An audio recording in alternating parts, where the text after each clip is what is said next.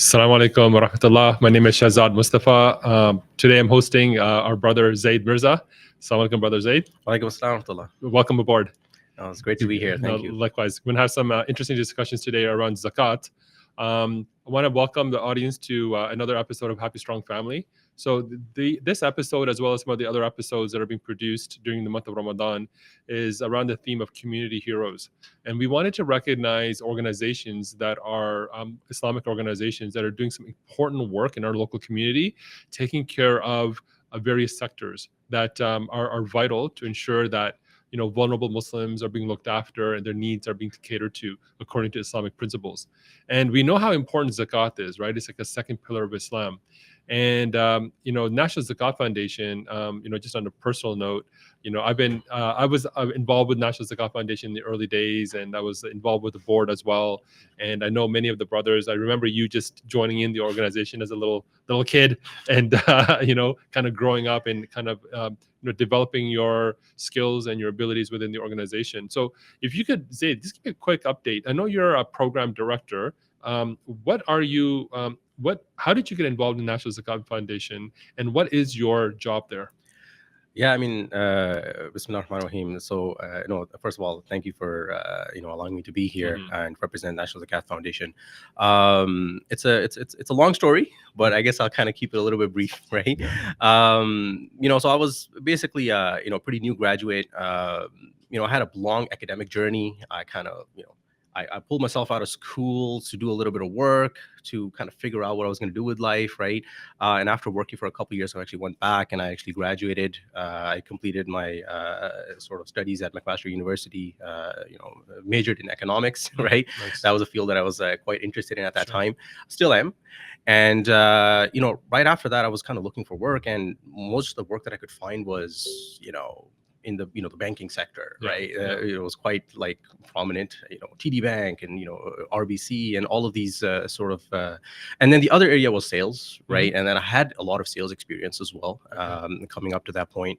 But nothing really felt like it was a good fit for me, as a person. I was just looking for something that was really impactful, really meaningful, that would serve the people, right? And this was basically one of my du'as, right? Constantly in that year, like 2012, 2013, when I was trying to figure myself out, I was like, Ya Allah, just give me something that will allow me to come to the service of other people, right? To the Muslimin. And, my brother, who I'm sure, my older brother, he was involved with Mercy Mission at the time, right? And I'm sure you were as well. Yes. And so he said, they were good times. And he said, hey, listen, I'm sure they're looking for a volunteer. And if you're available, which you are, why don't you just volunteer with them and see what comes from that, right? And so I called up Zubair, who's currently still my boss. That's right. And actually, he called on my behalf, and then I got in touch with him, and he's like, come tomorrow.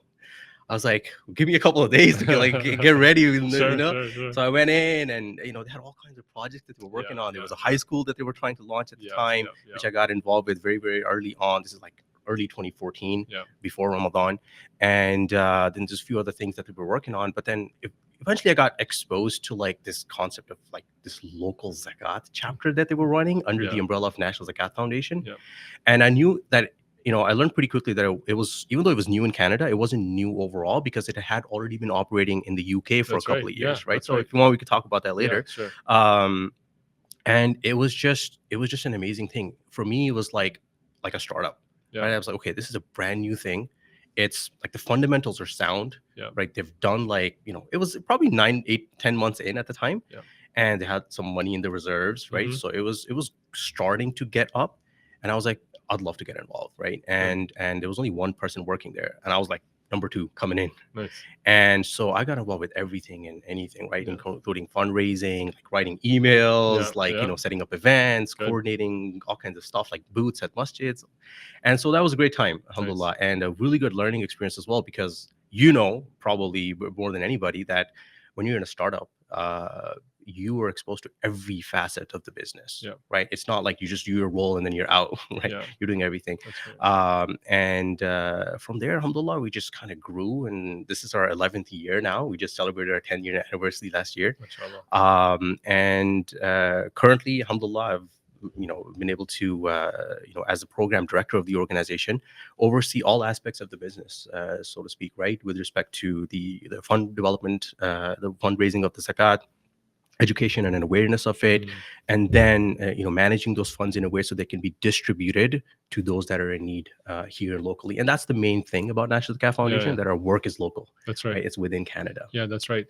And I want to kind of touch on that a little bit, because many people, we kind of know the idea of the masjid, right? The masjid was built primarily to facilitate salah, right? And we have a lot of masajid, and it's primarily, and the masjid itself means a place of prostration. So it's meant to facilitate and formalize the prayer. But when it comes to the other pillars of Islam, in particular zakat, it's always been like the Wild West, right? People just randomly giving money here and there. A lot of our money does go overseas to needy Muslims in other countries, which of course that cannot be ignored. But it's never been systematized. And I know in my experience, within masjids, is that often masjids themselves have a very immature sort of zakat distribution kind of program. It's often just based on a one-off $100 here, $200 there. It doesn't really make much of an impact in the lives of people that really need it. So tell me about zakat, and why must National Zakat Foundation exist, and kind of what is your purpose?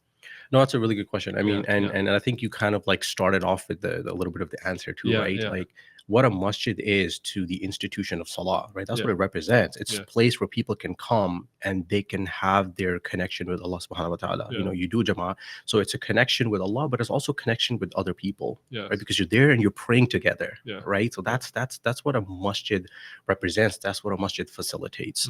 Now, zakat on the other end, like, we kind of see ourselves, National Zakat Foundation, as the institution for zakat in that same fashion, where we're here to facilitate the pillar of zakat, right? And it's like you said, it's the I think you said it's the second pillar, right? But I think some people call it the third pillar. The third pillar, or the fourth pillar. The first one is shahada. Yeah, that's right. Salah, and then zakat. So after salah is the second one for sure. And so I think one of the main things that when we were kind of thinking, one of the very early days of National Zakat Foundation, was that there really needs to be a way to manage zakat, like collectively within the nation, within Canada, in a way that it can really like get to scale and start having some really, really deep impact, right? And I think scale is very important. Like, that economies of scale idea, right? If you have like 100 different organizations, they're all doing very, very small work, none of them are really able to have like meaningful impact, right? Like on a big way, right? Maybe they can have communal impact on some small communities. But when you get to scale as a national organization, where if let's say 50% of the zakat, let's say of the country flows through, and it gets invested back into the same society, then the impacts of that can be absolutely phenomenal, right? So that's the big ambition, right? That's not to say that we're there yet, right? But that's like that's our North Star, right? That's what we think that we need to head towards. And you're right. I mean, I think there's definitely masjids that have done a really good job in creating their own local zakat committees to distribute zakat within their own sort of, their own locality, their own sort of like, catchment area of like, I don't know, 25 kilometers, 50 kilometers, whatever it might be, right? But then there's also all kinds of centers and masjids that perhaps haven't had the opportunity to do that, right? Because let's face it, a masjid's priorities are a lot more than zakat. There's other priorities that come before sort of, dealing with the zakat funds, right? And so I think there really definitely is a need for, more emphasis, an organization that puts more emphasis on dealing with zakat only, right? And looking at it as like, this is our focus and this is what we're going to deliver to the community using zakat funds, right? So this is one of the things that we do at National Zakat Foundation as well, right? Like, we recognize that, okay, there's people gotta pay zakat, right? But not everyone's really necessarily gonna hear about you, right? It takes time to build a brand awareness and get the exposure, especially if you're going coast to coast, right? We're basically the, St. John's to Victoria. That's what we say, right? And everything in between. It takes time. It takes time to really get the word out there, to get the name out there. So if you can't get in front of all the people all at once, and 11 years, and we're still trying, right? Then let's work with the masajid. Yeah. Let's work with the masjid that already have direct access to the people, the congregants, the patrons that actually come to the masjid and offer their salawat and Sure. take part in events and Yep. all Yep. these kinds of things. A lot of the times they're paying their zakat to the masjid Yeah. because they know that masjid can also, take zakat and then find places to give to, either it's people or other organizations, Yeah. right? Yeah. So this is one of the new things that we've, in the last, at least last Yeah. year, we've been working on in a very heavy way, where we can, we have this new service, and we can talk a little bit more about it, where we actually go to masjids and we have this, we like to call it ZAS, right? Zakat as a service, Yeah. right? And it's essentially that like we can offer the distribution services on your behalf to your own community, right? All you have to do is just sign up with us, right? For anyone that comes to you for zakat, you don't have to manage it. Refer them to National Zakat Foundation, and then what we can do is we can qualify them for zakat, and that's a very key thing when it comes to zakat, qualifying and making sure that the one who's going to receive the financial aid is actually eligible to receive zakat, and then actually make sure that they get the funding that will actually make a meaningful impact on their life, right? And that was a good point you raised, because a lot of people might think, and I think this is the reality for a lot of people. We know we have to give our zakat, and so we just automatically either give it to the masjid, to their zakat fund, or we go online and we pay, one of several sort of international development organizations, right? And they're all doing good work as well. But many Muslims don't believe that we need to have zakat in Canada. I mean, we're a rich country. People are eating. We're not like what's happening in Gaza or in Sudan. So why give locally? So can you kind of touch on that a little bit and kind of make a case for that? No, absolutely. And I think there's like different ways we can approach that, right? And one of the ways that, like, I guess maybe you can get into now is, we go back to the hadith of Mu'adh ibn Jabal, right? Mu'adh ibn Jabal, if anyone's listening not familiar with Mu'adh ibn Jabal, he's a Sahabi. He was very knowledgeable and filled with wisdom. He's one of the few Sahabi that during the time of the Prophet ﷺ, he was actually able to give fatwas to people. So if people couldn't approach the Prophet ﷺ for whatever reason, maybe they're too shy or they were too far from the Prophet ﷺ, they could go to Mu'adh ibn Jabal, right? And get a fatwa, right? So he's a person of knowledge, and the Prophet ﷺ chooses him, and goes to him and says, Mu'adh ibn Jabal, I'm sending you to Yemen. So he was sent to Yemen, which is from Medina to Yemen, quite a long journey. And he's not going to go there just for a little while. He's going to settle there, right? And the idea was that he was going to bring the deen of Islam to the people of the Yemen, who were, for the most part, they were Ahl Kitab, they were Christians for the most part, right? And the first thing that he ordered them to sort of bring to them was La ilaha illallah, right? That there's no God but Allah. And he said, okay, if they accept you in that, right? And I'm paraphrasing the hadith, it's a long hadith.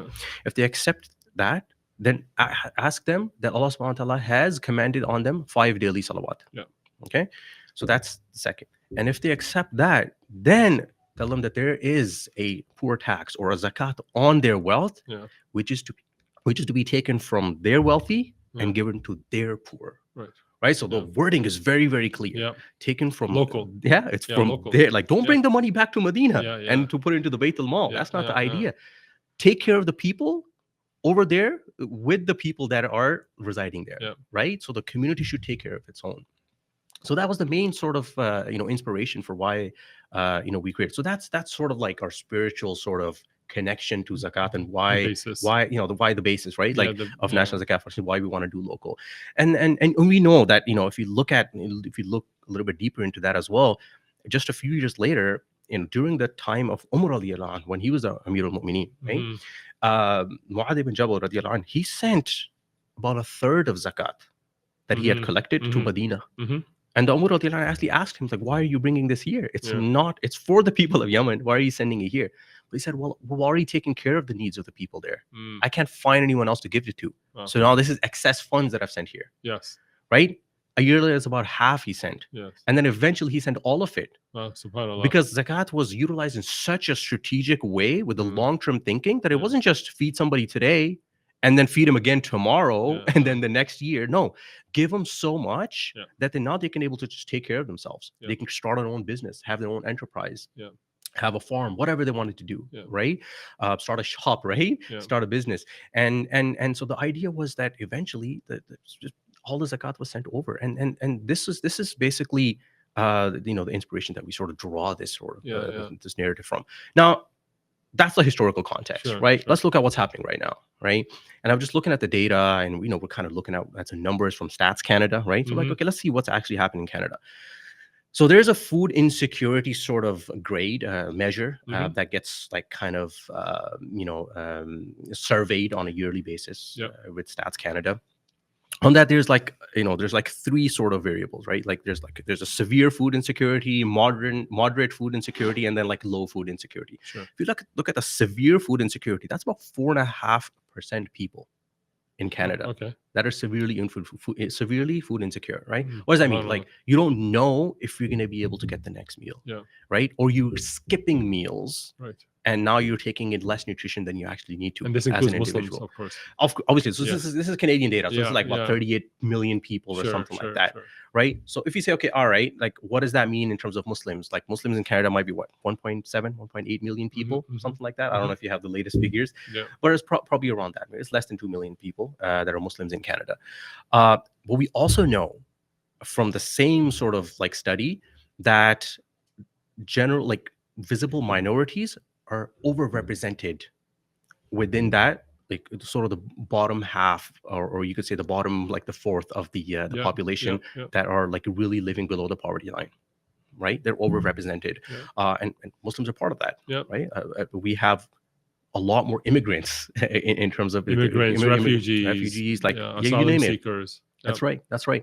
So the estimate was that anywhere from 90,000 to 100,000 Muslims live in Canada that are food insecure, right? And if you use that as a proxy for Zakat eligibility, I think you can kind of make that sort of connection that if you're really food insecure, you're most likely eligible to receive Zakat. Yes. Right? And so that's 90,000 people. That's 5% of all Muslims that live here. Right? And where are they going to get the support from? Right? There really isn't going to be any other organization that's going to support Muslims here. No money's coming from anywhere to help the Canadians here. Right? It has to be ourselves. We have to take care of our own. And if we're not going to do it with Zakat, then what really are we going to do it with? Right? Because we have the historical context, we have the Islamic context of taking zakat from the wealthy of the people and giving to the wealthy of the same people. That's right. Right? So if you use that, and then we look at the problem that we have with respect to everyone who's struggling to pay rent, struggling to take care of their food needs, put food on the table, I think it's a very, very easy sort of conclusion to make that we have to do something here. And I'm going to finish this point with this, that zakat is what? 1/40th of the wealth, right? That's 1/40, 2.5%, right? That's on our savings. That's excess wealth that we did not use for ourselves, right? That's what zakat is on, right? I didn't use it. I have saved it for an entire year, and now I'm paying zakat on it. So that's 1/40. What about the 39 pieces? We can do so much with the 39 parts. We can save it, we can invest it, we can send it abroad, we can do all kinds of things with it. We can put it into waqf funds and invest it and grow it, and even make it bigger than what it was, where it's like $1 to dollar. Now you can have much more impact, right? That's right. But the 1/40, that should be something that we should think of our own community, right? And I think that the main idea for zakat is not necessarily just put clothes on somebody's back and make sure that they have food in the fridge and they have a roof over their head. It comes down to the concept of dignity. Because somebody's poor, somebody's weak, they really don't have a say in society. That's the reality. There's no dignity in it. There's no strength in it. There's no honor in it. Right? And we as a community, 1.8 million Muslims living in Canada, can we say that we're a very, very strong Muslim community, together, united, dignified, and honored? I don't think that we can make that statement. No. Right? We need strong institutions. That's right. That's right. And at the heart of it is that financial independence, that financial strength. Right? It really is. Obviously, there's other factors to it. There's the spiritual strength, there's the resilience and all of that. But without core, strong finances, we as a community cannot move forward. I'm really interested in kind of diving deeper into this thing you said around scaling and impact. So can you give us some stories, like what's the strategic benefit of pooling zakat together under one roof? What can you do that other organizations cannot do with zakat? Yeah, so I mean, Zakat has 8 categories, Yeah. right? 8 categories of recipients that Allah subhanahu wa ta'ala has sort of, articulated in the Surah Tawbah, Yeah. right? So, fuqara wal masakin wal amilina alayha, and it kind of goes on. Yeah. Now, if we are not unified, if we're not treating zakat in a way where it's like as an institution, something that is serious, something that can really make a difference and an impact, we're just scratching the surface with respect to the impacts. We can help people with food, we can give a few $100s here so people can maybe make them partial rent payments, Yeah. right? Yeah. And we'll just always be at the surface level of dealing with the faqirs and the miskins. Yeah. We'll never go beyond that. Yeah. To get beyond and into deeper layers of zakat, what do you need? The third category, right? Amalina alayha. Right. What are the amalina alayha? There's the workers of zakat. These are the people that are actually working within the institution of zakat, whose sole responsibility is to collect and distribute zakat. Yeah. They're collecting, they're creating an awareness, and then they're managing the wealth. So they have like controls, financial controls, good financial controls and transparency, and then they go out and find people that are eligible and receive it, right? So now you have workers. What do you need for a worker? You need an institution, you need an organization, you need a corporation that actually well managed and has a board of directors and everything within in this modern day. That's the only way you can have an organization. So you have the workers. Now you can get into the deeper layers when you can start dealing with people's debts. You can start dealing with people, mu'allafati qulubuhum. That's a category that goes overlooked oftentimes. Right? What does that really mean? Softening the hearts of the people, right? There's a lot of dawah effort that potentially could be done with that. There's a lot of people that, new Muslims that come into the deen, and how many percent revert back? Right? Like Significant. I'm sure, like in the masjid here, people take shahada, but then who follows up with them? Right? Zakat funds should be utilized to keep them firm on the faith, right? And again, there's difference of opinion there, so we don't want to go there necessarily. But I think now you're getting into an area where only an institution can really manage, right? How to deal with debt management, right? If you pay somebody's debt off, but you don't teach them how to sort of manage their finances, you're going to get back on debt again. Somebody has a $10,000 line of credit, you pay it off. If they're used to living like that, they're going to get right back into it. So teaching financial controls, financial independence, what does financial welfare look like? What does financial discipline look like, right? And that can only happen when you really have strong programs built to meet this very, very specific needs of different communities, right? And then you can get into like fi sabilillah, right? That's a vast category of like much that can happen, right? So the idea is that if zakat was pooled and managed strategically, and you can only be really strategic if you are, working at scale and you're working with like resources that are deep, right? Then you can really start to make a very strategic long-term view. Otherwise, whatever money comes in goes out, and there really is nothing to talk about for long-term. Because like, hey, I'll give you zakat if I have any, but if I don't have any, I guess I won't give you any. Right? One thing that I know, like in the masajid, that we have a challenge with is really just understanding what impact zakat is actually having on the recipients that we give the money to. Like often the masjids, first of all, the dignity is important, right? So somebody comes to the masjid, and often I've seen people will give them $100, right? Like what is $100 going to do realistically, right? And then if the person comes back, then they might be saying, oh, why are you coming back? And we have more people to take care of. So they're giving a little bit of money to a lot of people, but you're not really changing lives, you're not really transforming people's situations. That's right. So I was really intrigued. One of the things that really excited me about National Zakat Foundation, and I think many Islamic organizations that work with people in need should get into this, is really case management, right? It's not a one-off transaction. The case management allows you to look at the holistic picture of the recipient and look at a long-term view. Can you describe to me, let's say, for example, if I knew somebody in the community that had health issues, and in fact I do, a person who has health issues, maybe mental health issues, they're on disability, they're unable to work, they're basically living off their credit card, they could become homeless very, very soon. And if I wanted to help that individual through National Zakat Foundation, how would that actually work? Right. So I think first thing to kind of understand is that as National Zakat Foundation, we deal directly with the people that are in need of support, right? So oftentimes there are people that will refer somebody to us, like, hey, so and so needs help, right? And then we'll get in contact with that individual and actually encourage them to make an application, a formal application. What that means is that person is taking the the responsibility of applying for zakat in their own hands, Okay. right? And they're Okay. doing it deliberately with intention that I'm going to apply for zakat. So that's a Okay. very important thing, That's because if somebody doesn't want to receive zakat for whatever reason, Yeah. right? And there's some categories that are excluded, like for the family of the Prophet ﷺ, Yeah. they're excluded from receiving zakat.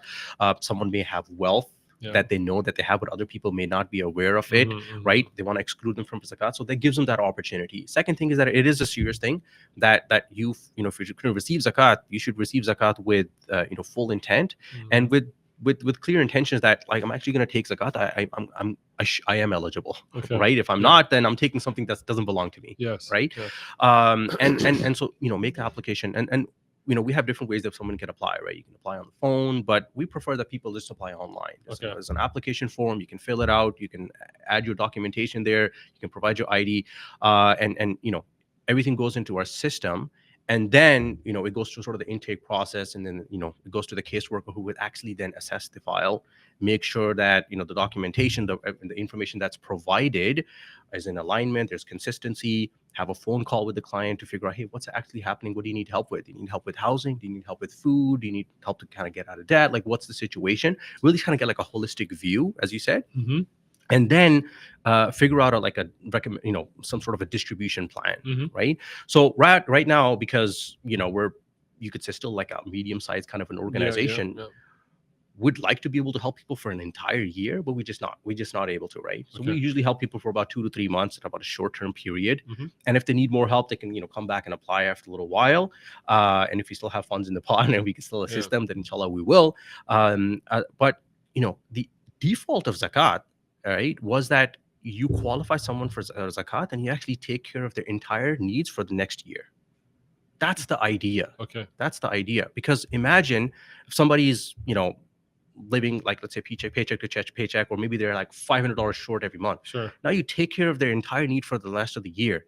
Now they have all of that time to think about get together, upskilling themselves, maybe take a few classes, maybe look for a better job, and maybe get a second, whatever they want to do, get in more income. They don't have to worry about every single month, how am I going to come up with an extra $500? That's right. Because now I'm taken care of.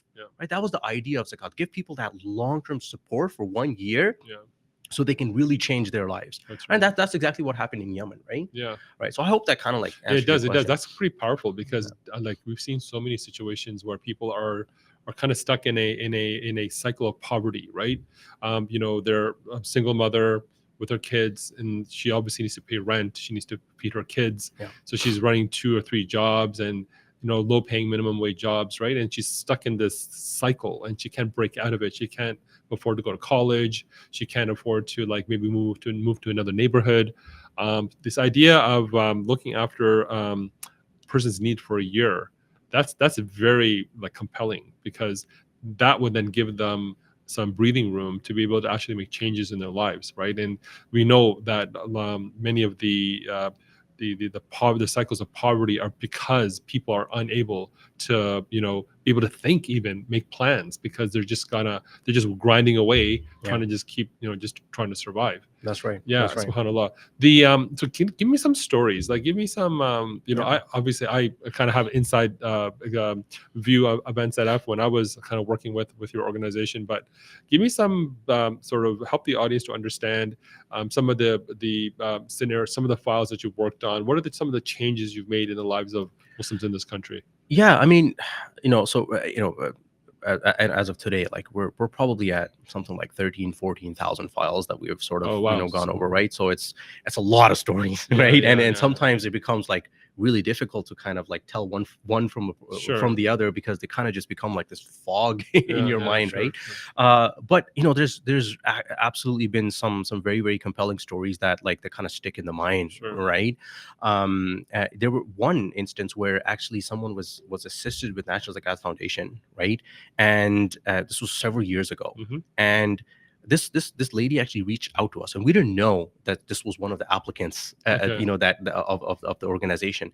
And she came back and she said, like, I would like to make a donation. Can you tell me how to kind of make a donation, right?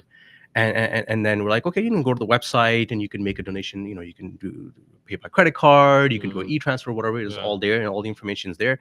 And then she said, the reason I wanted to give is because I was actually helped Wow. one time, Amazing. right? Uh-huh. Back in like several years ago. Yeah. I was helped with rent because I was going through a very, very messy divorce and all these things. And I was actually given a little bit of support so I can pay for my rent, I can provide for my kids. And it really, like, kept her dignity in that really, really tough time, right? And she wanted to, basically, she were herself now had enough wealth that she could give zakat. Right. So it really transformed her life, right? Another similar story where somebody actually called and said, I want to give that zakat back because I'm good now, right? I have a job, I'm working, and I feel bad that I took zakat 3 years ago or whatever long it was, and I want to give that back, right? So we had to kind of explain it to him. It's like, well, zakat is yours, it's yours. There's no giving, it's not a loan, right? But if you want to make a donation, if you want to, make an intention to give your own zakat or sadaqah, alhamdulillah, that's great, right? But he's like, I know that when I was going through that very, very tough time, I know that there's hundreds of people, thousands of maybe, that were going through the same exact situation. I knew that was the case, and I want to make sure that now when I'm taken care of, that this money can go towards maybe supporting someone else that was similar, that in a similar situation. Yeah, basically paying it forward. That's right, paying it forward, right? So that's the idea, and I think stories we can get into like all day, right? And because I started as a caseworker myself, right? Like I was working on cases, and I processed hundreds on my own. Alhamdulillah for that, right? Like that was a big blessing. And I really saw, like, really opened my eyes that, like, living in Canada in a welfare state, there really were so many people that just couldn't make ends meet. Right. And the majority of the funds were going towards food. It's about 50% going towards assisting people with food, another 30% going towards people's housing expenses. So one of the things that we do is, like, when we help people with food, right, we issue people vouchers so they can actually redeem those food gift cards and vouchers at local grocery stores, right, a store of their choosing. And when we take care of their rent, we pay their rent directly. Right. So then, sometimes 1 month, 2 months, 3 months of their rent payments might be taken care of, sometimes even longer, because you talked about a sister who was, like, kind of in perpetual poverty. Right. So in some of those cases, there have been instances where we've covered someone's rent for a period of 12 months. Amazing. Right. And year over year. Right. Alhamdulillah, those were the times when we were actually able to do that because funds were plenty and demand wasn't very high. Right now it's flipped. Wow. Where the demand is so high that I was just looking at the numbers, before coming. There's about 650 people that are currently in the wait list to receive zakat. These are Muslims, like I said, coast to coast. These are Muslim families. Wow. And they're all kinds of people. So it's not just newcomers, refugees, right? It's anybody and everyone. So what's the reason why has demand gone up?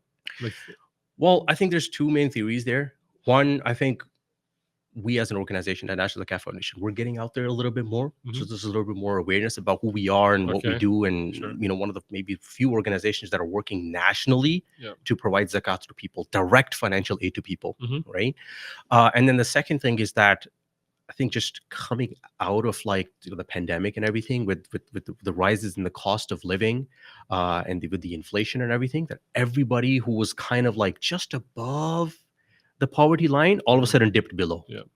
Right, because it only takes a few percentage to make a difference in on your statements. Costs have gone up. Rent is going up too. If you look at groceries, you look at rent, you look at bills, utilities, everything has gone up. The only thing has gone down is my cell phone bill. Everything else is, and that's because the thing is just, it's just cheaper to offer a 4G network now than it was probably 4 years ago.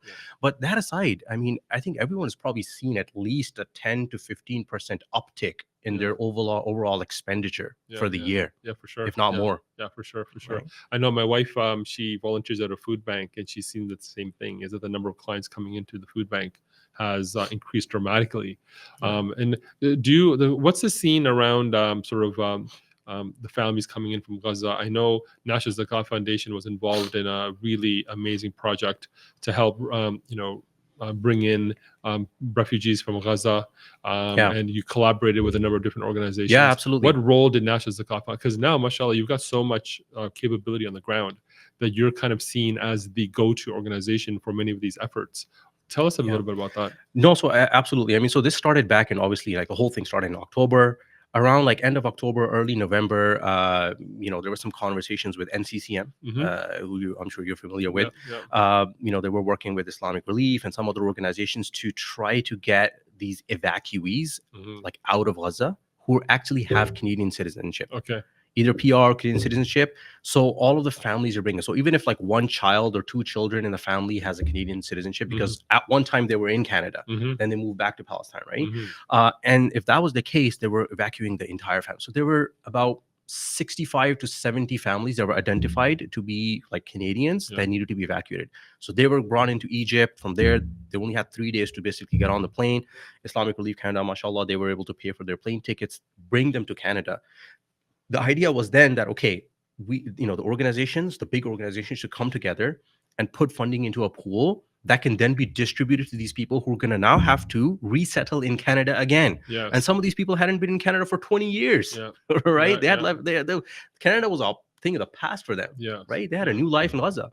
So the idea was that, okay, who's going to distribute? Who's going to do the case management? Who's going to do the eligibility? Who's going to do qualification? And then actually provide them the funding for everything that they need: food, furniture, housing, everything, right? Get the kids into school and all of that.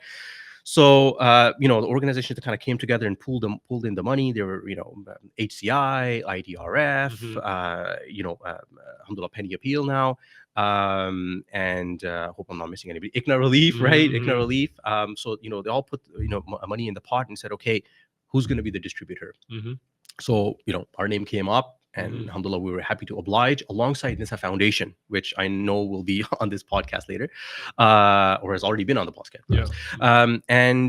So we said, okay, NISA Foundation is an organization that is very familiar with helping people resettle in Canada, right? Because they deal with people who are often refugees coming from broken homes, etc. So they have a lot of capability there. And our capability is providing financial aid. So we paired ourselves up with NISA Foundation and it's okay, we're going to be the distribution arm, and we're going to take on the responsibility of helping these folks as long as the funding is there. Right. And then we did our own fundraiser as well to raise money and raise awareness for the Gaza evacuees that were coming. And now I think to date is about 71 families that are like in our list that are currently being resettled. Everyone, alhamdulillah, for the most part, has been housed. There's probably still a couple of families that are living in like in a hotel or an Airbnb, still looking for housing. But for the most part, everybody's got their own home. But the biggest challenge now is to make sure that they're going to be able to afford the life here in Canada. That's right. They got to get a job, right? They got to get out there. They got to, upskill themselves. They got to really, really make a way to earn a living for themselves, right? Because otherwise, what's going to happen? Right after 6 months. So this program is basically for 6 months of support. 6 months of support is taking care of you, and after that, basically, it'll be like kind of a case to case basis to see if anybody needs additional support. They can be provided. Otherwise, they kind of are basically resettled and they're self-sufficient and they're on their own, right? But it's a very, very tough job because the stories that we hear are very real. And very traumatic, right? To a point where our own team members are like absorbing that trauma, right? Like that secondhand trauma from talking to these families, right? And the one relatives getting killed, the children getting killed. That's right. And the horrors that they have seen are unimaginable for us, right? And they're so positive about everything, right? At the end of the day, it's amazing, right? They're like, subhanallah, to see their their tawakkul and their iman, it's amazing how they can go through that and still be able to have trust in Allah, and going through that. And I guess it also rubs off on you as well, like just seeing that resilience from people who are struggling, and then how they're able to be able to kind of reflect that back on you to see, wow, people who are struggling can also be resilient and can overcome that, but with help. Absolutely. And I think we often if anyone who's familiar with the not-for-profit sector or work in the not-for-profit sector, it's a very tough job. You're basically around the clock, and your families are often very unhappy with you because you're working on weekends, you're working on evenings and everything like that. But those troubles are like nothing compared to what these brothers and sisters have seen and what they've gone through, right? Leaving everything behind. And oftentimes leaving family members behind, parents behind, like siblings behind in some cases, right? And just looking at them, and then being able to come to their aid, through zakat, through a God-given source of funding, which is already belongs to them. It really puts things into perspective. Like the things that we complain about are actually nothing, right? They're small and insignificant in comparison, right? And it really gives us a lot of inspiration, that work that we're doing is really making such an amazing impact on these people's lives that we have to keep going. Right. Like, we can't stop here. Yeah, of course, of course. Like, we have to keep going. And we, like, 10 years in, 11 years in, that means nothing. Yeah. Like, we want to be like 50, 100 years in and be able to, our next generation and the next generation after that, be able to look back and it's like, alhamdulillah, that we were able to solidify a solution, an institution, or a series of institutions, perhaps, Yeah. for ourselves that really takes care of our own community in a very strong way. Yeah, yeah. One of the things that inspires me about the work that I've done in Mercy Mission, but as well as National Zakat Foundation and Nisa Homes, Nisa Helpline, is the whole idea that we're looking after our own, right? This idea of dignity and this idea of self-reliance is that when we look around the world and we see how Muslim countries are so divided, and they're all utterly dependent on the UN or on international aid organizations. They're dependent on Western countries, IMF, the World Bank, to kind of rescue them all the time. Yeah. It's almost like we're always like depending on the non-Muslim powers out there. The thing that gives me a lot of pride about National Zakat Foundation is that this is an example where Muslims are helping Muslims, right? In a way that is culturally sensitive, that is immediate. Right. Often in this country, when someone is going through a tough time, like let's say, imagine, somebody gets injured in an accident, or somebody, a woman has to leave her home due to domestic violence, right? It usually takes a few months before you can access services in this country, right? Whether it be social welfare, social assistance, or disability, or others. And sometimes it's also like a maze, like you just can't access that, those services very easily, maybe due to language barriers or so on. But people know that they can go to National Zakat Foundation, they can speak to a Muslim, and it's a Muslim who's helping them through, navigating them through, by giving them immediate financial aid, but then also connecting them to resources in the community, right? That kind of gives me a lot of pride. And so the point that I want to kind of ask you on is this whole idea of local giving, right? So when we give locally, one of the beautiful things that happens is that there's a relationship between the giver and the person being helped. There's a relationship between the community that's able to give zakat and the community or your community members that are receiving zakat, right? Tell me about that dynamic, because I know I can give money overseas, and of course Muslims in other countries are also my brothers and sisters, right? But I don't necessarily see the direct impact as I would see when I'm helping people in my own community. What's the sweetness of that dynamic? I think ultimately this reminds me of one of the narrations where there was a Sahabi who came into the masjid, and during the khutbah, for the Jummah khutbah, right? And the Prophet ﷺ asked him to stand up and offer 2 rakah, right? And he did so. And the next week, same thing happened. He asked him to stand up and offer 2 rakah. But the difference was that in the first instance, he was wearing like raggedy clothes, and he was, not very well dressed and well kept. But in the second instant, he was. Right. The idea was that he was asked to stand up so others could observe and see what he was going through. Oh, subhanAllah. Right. See his sort of attire and everything. Right. And really come to their aid. And that's why Allah subhanahu wa ta'ala mentions salah and zakat again and again in the Quran together. Yes. Iqama salah wa at zakat. Iqama salah wa at zakat. Because it has to be connected. Right. Our connection with Allah subhanahu wa ta'ala and our connection with each other has to be strong. Right, for us to really be Muslimin, right? We're an ummah, right? And we're not an ummah individually, right? If I'm just Muslim by myself and I don't deal with anybody, I don't care about anybody, I'm not really a true Muslim, right? A Muslim is a person that is there for each other. It starts with your family, it starts with your community, your neighbors, the rights of the neighbors, and then the community as a whole, right? So the idea is that, and think about it from the perspective now of the one who is actually receiving help locally, right? He or she goes to the same masjid, right? And he's seeing or she's seeing people putting money into the donation box, tapping their cards on the machines, donating all kinds of money in fundraisers during Ramadan on the 27th night. Everyone is familiar with that. But then he's thinking, hey, where's that money going? Because I'm in need, right? And all of these people are giving thousands and thousands and thousands of dollars, and that money is leaving the country, right? But I'm in need right here. Right? I'm sitting next to you and you're donating money that goes thousands and thousands of miles away. But what about me? Yeah. right? So that creates envy and resentment in the heart of that person. Like you can make that conclusion that it really does, right? But if you remove that now and say, okay, no, there should be funds that are allocated to take care of their own community.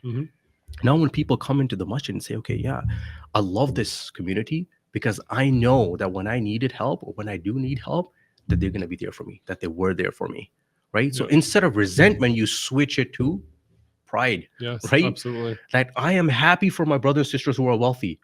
I make dua for them because they're able to do so much. And I'm seeing the impact of that, not in my own life, but the life of other people that I know. Right. So it's that changing that mindset. Like, so you go from resentment and envy to sort of pride and inspiration. Yeah. And then you know that it's Muslims who are helping you rather than going to that's another thing. The church, or you're going to obviously we have rights to access Canadian funds because you're paying taxes to it. But the idea that Muslims are your first line of help, right? When you need them, the ummah is there for you. And that's a huge source of and on the dignity. flip side, that can really be an obstacle to somebody's faith in Allah subhanahu wa ta'ala. Because often one of the obstacles, there's many obstacles between us and our Lord, right? But one of them is poverty. When you're stricken with poverty, when you are going through tough times, it's prime time for shaitan to come in and say, you see, like, your Lord doesn't care for you. Right? Allah subhanahu wa ta'ala doesn't care for you. Why do you obey? Why do you worship him? He hasn't even provided for you. Right? Now, these are the waswasas of the shaitan. Right? But he uses this strategically. Right? And he's everywhere, right? In everyone's ear. Right? So the idea is that is that obstacle, poverty, that we want to eradicate. So at least at the very minimum, if somebody's going to have an obstacle to Allah, it's not poverty. Right? It's not poverty. And then the second thing is that, what you mentioned, if somebody's in need, they can go to a church, for instance, and they can get help there. They can go to a soup kitchen that's run by the local church. They can get the assistance there. But what does that really say about us as a community? That's that we have to go to our Christian brothers to be able to get the support. And do you really think that they're doing it 100% with the best intentions of I'm just here to help you? No, they obviously they have an agenda as well. Yes. It's missionary work at the end of the day. Right? And we're seeing effects of that not just in Canada, but in other parts of the world as well, where there's people are just overcome by insane amounts of destitution. And the funds of the local governments are corrupt, right? And it's the Christian missionaries that are going in and jumping on the opportunity to convert individuals, right? So it's in a more subtle fashion that happens here. And we get calls sometimes where someone's says, like, hey, I'm going to go. If you don't help me, my other option is to go to the church. Right? And I've heard stories, sadly, of people who've actually left Islam. They become in Christians, Canada, and they've become Christian because they were like, you know what? These are my brothers who actually came to my aid, not the Muslimin. Right? Yeah, absolutely. So I think it has many facets to this of how people can be taken away from the path of Allah subhanahu wa ta'ala. So it's dignity, it's faith, and that's another thing, right? And I was asking somebody, he's like, or somebody actually asked someone next to me, he's like, what is really the true essence of zakat? Why do we give zakat? Well, you purify your wealth. Okay, that's a correct answer. We have to give because it's in a form of ibadah. It's fard. Okay, that's a correct answer. But why really? What's the ultimate outcome? The outcome is that the person who receives zakat, now their deeds are taken care of. They can take a sigh of relief. And now they can stand in front of Allah subhanahu wa ta'ala in salah with complete khushu. So you're actually facilitating their ibadah now. That's right. Yeah, subhanAllah. Because if you're worried about your rent next month, if you're worried about the landlord knocking on the door, hey, overdue rent, overdue payment, I'm going to evict you, what kind of khushu could you potentially have in salah? If your stomach is grumbling because you haven't eaten properly for the last 3 days, or you're worried about how you're going to feed your kids, what kind of khushu could you have in salah?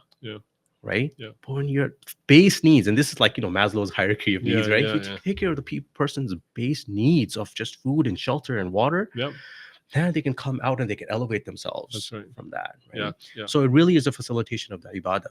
Yeah, subhanAllah. Like, I know, well, I personally, and as well as my business, we do give a portion of our zakat to NZF, and we completely trust the integrity of your organization, of NZF, and have seen the great work that NZF continues to do, and really believe that we need to support NZF as the national zakat institution within Canada. So how, if people right now during the month of Ramadan want to give a portion of their zakat, what's the easiest way that they can give a portion of their zakat or all of their zakat to NZF? Best way to go to the website nzfcanada.com/donate, and you Okay. can find all the information there. You can make a secure and very easy donation using your credit card, or if you want, you can send an e-transfer, you can mail a check, and there's all these different ways that are on the website. So again, it's nzfcanada.com/donate, and all the information can be found there, inshallah. Got it. And of course, you get a tax deductible receipt for that. Yeah, so and we you can are. then That's right. put that money back in. Yeah, I see. That's a good Is that point. true? Is that, That's a good point. Now, so because we are a registered charity, yeah. whatever donations you give, you will get a tax receipt, of course, that you can use to deduct your taxes at the end of the year. Yeah.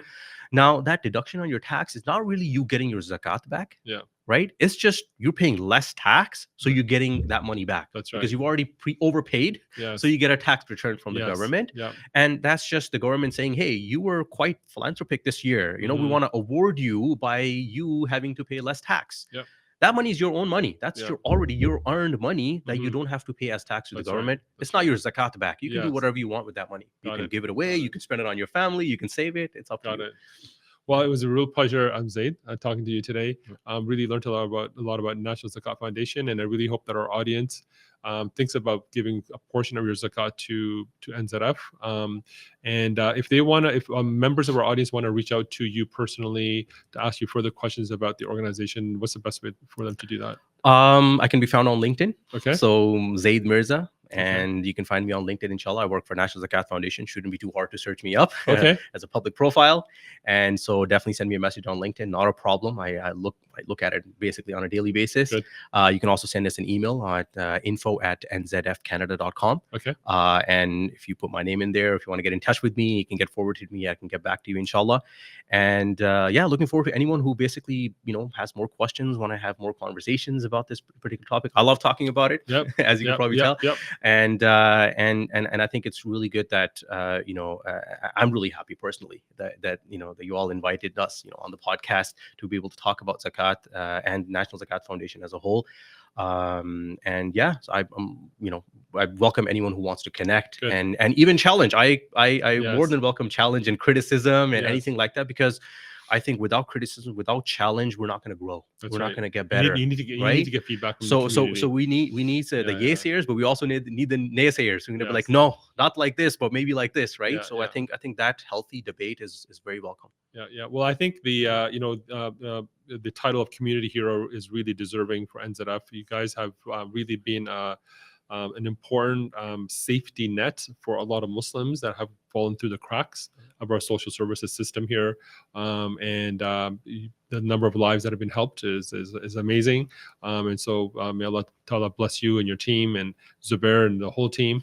And great having you on the show. Jazakallah khair. Jazakallah khair. Thank you so much. Assalamu alaikum.